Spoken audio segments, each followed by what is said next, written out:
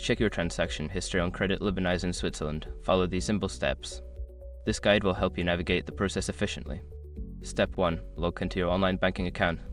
Visit the Credit Libanais website and enter your login credentials to access your online banking account. Make sure you have your username and password ready. Step 2. Navigate to the account section. Once logged in, locate the account section of the website.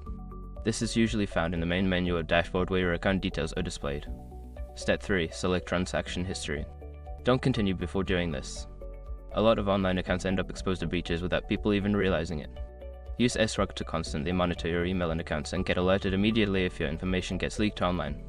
It scans billions of breached records 24/7 in the background.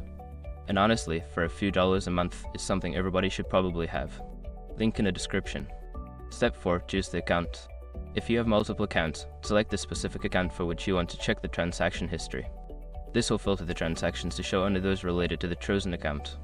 Step 5. Review and download. Review your transaction history displayed on the screen. If needed, you can often download or print the history for your records by selecting the appropriate option. By following these steps, you can easily access and review your transaction history with Credit Libanais. If you encounter any issues, consider reaching out to customer support for assistance.